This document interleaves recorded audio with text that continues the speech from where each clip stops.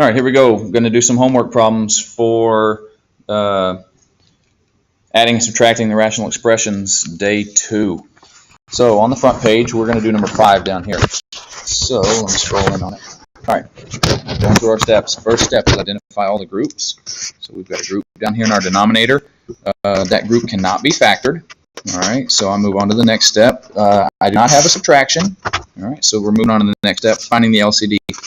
This first denominator does not have anything outside of the group, but this guy has a 5 outside of the group.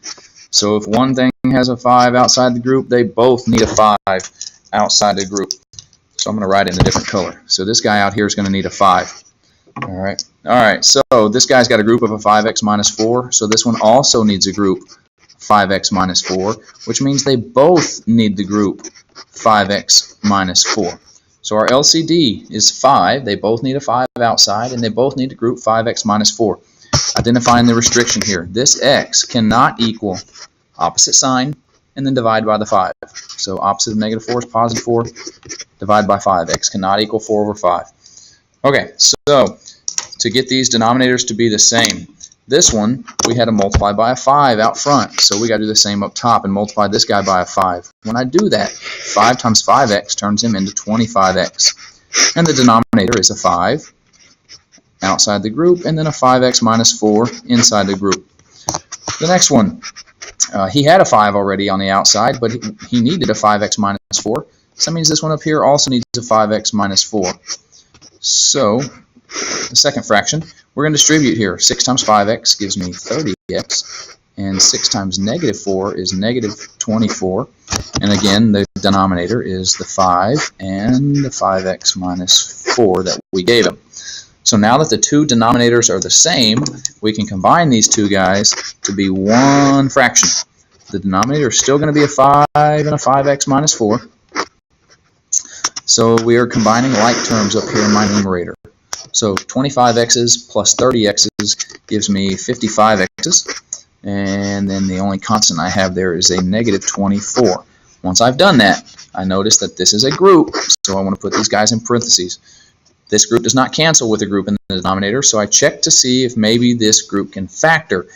And I'm not seeing anything that these guys have in common, so I cannot factor that. There's nothing outside in front of the groups that can cancel or reduce. I have a 5 down here, nothing up top.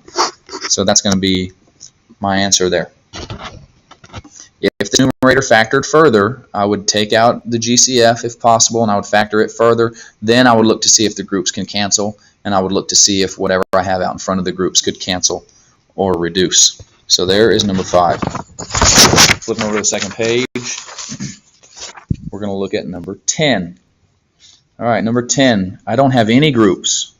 No groups to identify.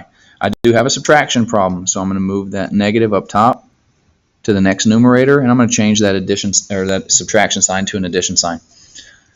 Okay, so the LCD, looking at my coefficients, here I have a 2, here I have a 5. If I could multiply that 2 to turn it into a 5, then I would, but I can't. So I got to turn them both into a new number, and the best number to turn them into, the least number that I could turn them both into, would be a 10. And I would do that by multiplying this 2 times a 5, and the 5 would have to get multiplied times a 2. Okay, now we got to look at our variables. This guy has an x, this one doesn't. If one guy has it, the other one also needs it.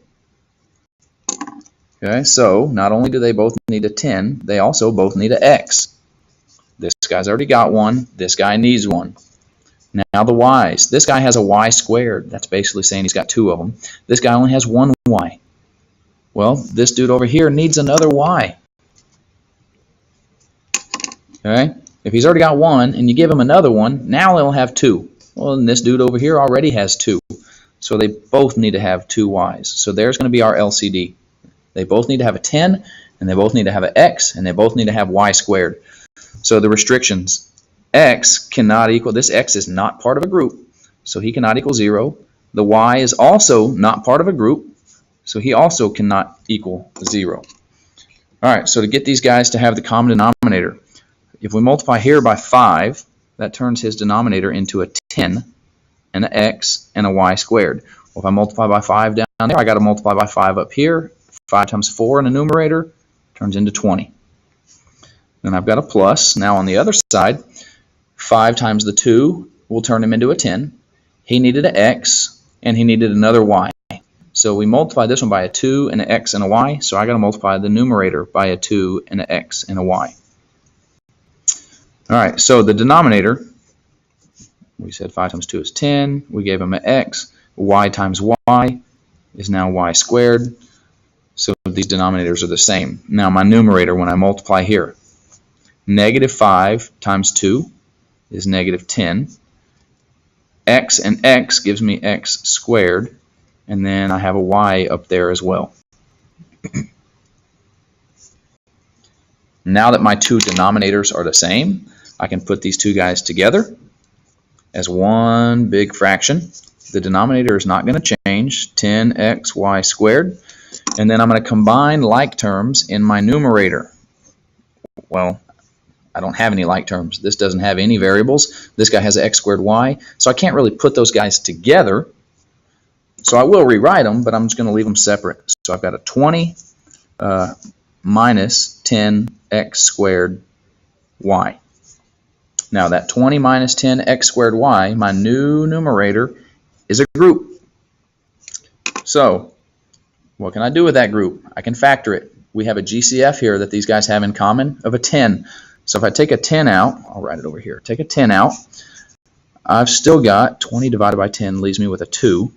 Negative 10 divided by 10 leaves me with negative 1, and there's still an x squared and a y left over up top. My denominator, I have a 10 with an x squared y. Okay, so the group cannot factor any farther.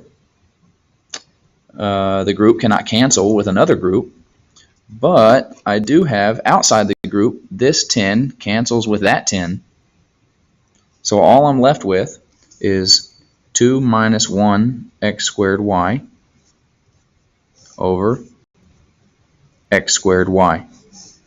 Now I really don't need that 1. I could put 2 minus x squared y instead of writing a 1 there, but if we want to put the 1, it's fine either way. Okay, there's number 10. The last one we're going to work, because we got a little bit of time left, is number 15. I'll get you started, and when it cuts me off, it cuts me off. Identify the groups. Factor the denominator, so I've got a 2 in common. If I take a 2 out, I've got an n minus 1 left over. So I'm going to scribble that denominator out. I'm not going to use them. Okay, the LCD, looking outside of the group. I've got a 2 outside of the group here. If one guy has a 2 outside the group, they both need a 2 outside of the group. So this guy is going to need a 2 out front. They both already have the group of n minus 1, which is nice. So that's part of my LCD as well. So they both need a 2 in front, and they both need an n minus 1. All right, so this first one, all he needed was a 2. So we need to multiply the numerator by a 2 as well. 5 times 2 turns the numerator into a 10. The denominator is a 2 with the group n minus 1. The second fraction, we put a plus. This denominator, he already had the 2 and the n minus 1, so I didn't need to do anything with him. So I don't need to do anything with the numerator either. So I'm going to leave that second fraction alone. I didn't have to mess with any of it. So now that the two denominators are the same, I can put them together as one big fraction. We've got a 2 and an n minus 1. And when I combine the like terms in my numerator, 10 plus 3 gives me a 13. I can't factor the numerator. The 13 and the 2 on the outside, they don't reduce. So there's my answer. Well, the question says a over 2 times n minus 1. What is the value of a? Well, it looks like the value of a is 13. Instead of a over 2 n minus 1, it's actually 13 over 2 n minus 1. So my answer there is going to be 13.